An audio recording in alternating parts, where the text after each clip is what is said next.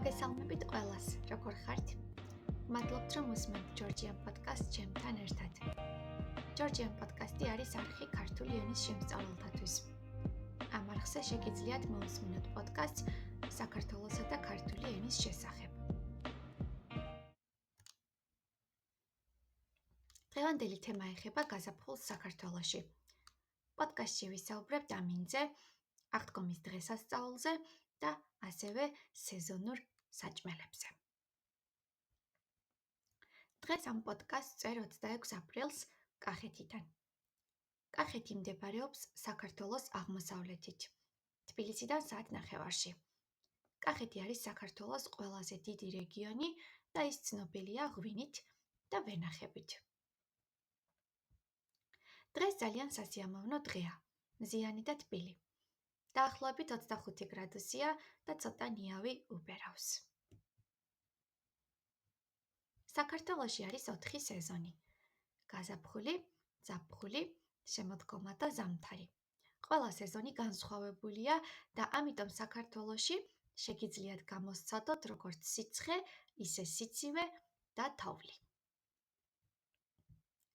ზაფხულში ტემპერატურა 40 გრადუსამდე ადის, ზამთარში კი პირიქით, ძალიან ცივა და მინუს ტემპერატურაც ხშირად არის.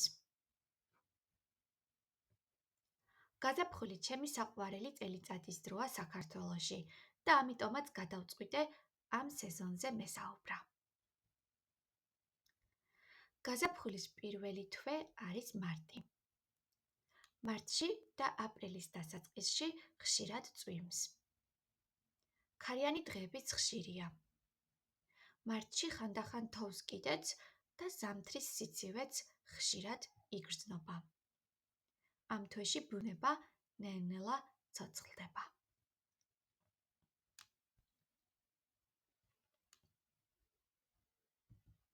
მარტში აღინიშნება დედის და ქალების დღე. დედის დღე არის 3 მარტს, ქალების დღე კი 8 მარტს. ამ დღეებში დედებს და ქალებს ჩუქნიან საჩუქრებს და ყვავილებს. აპრილში უფრო თბილა, თუმცა ხშირად არის წვიმიანი დღეები.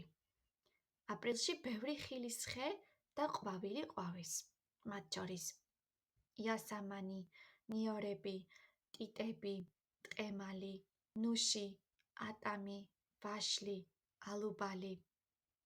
აპრილის ბოლოს უკვე საკმაოდ თბილა და ტემპერატურა 25 გრადუსამდე ადის.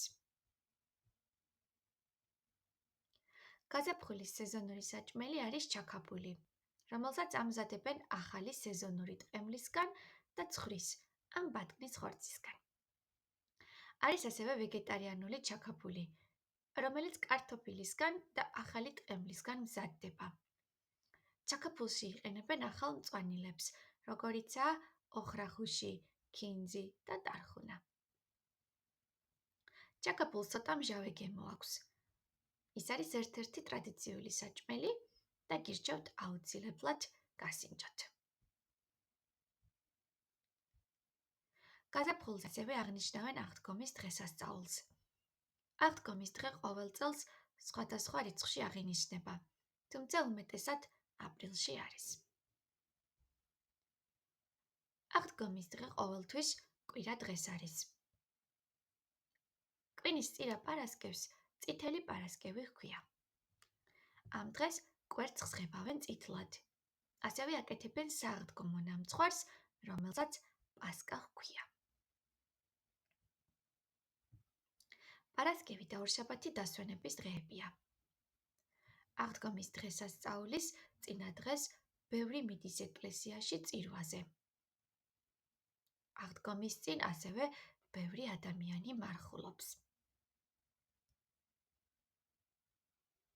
აღდგომას ასევე მიდიან სოფელში დასასვენებლად. ბევრი იყენებს დასვენების დღეებს, რომ თავის სოფელში წავიდეს. აღდგომის მეორე დღეს ასევე გადიან სასაფლაოზე, რათა მოინახულონ ოჯახის წევრების სასაფლაო.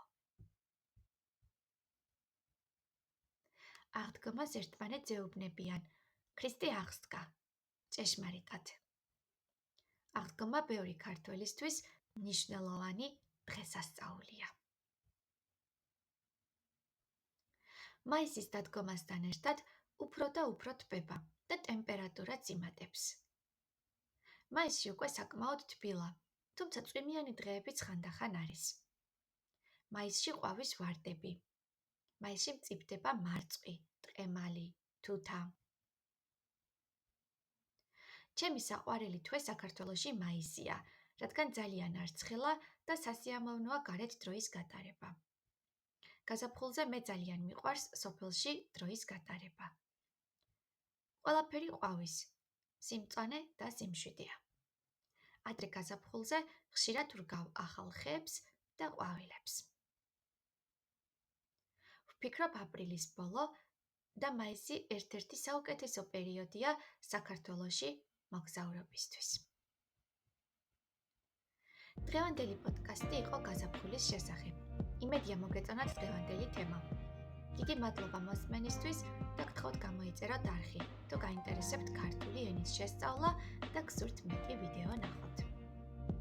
გთხოვთ ასევე ეწვიოთ ჩემს საიტს და ბლოგს, სადაც მე ვასწავლი ქართულ ენას. მადლობა და შემდეგ პოდკასტ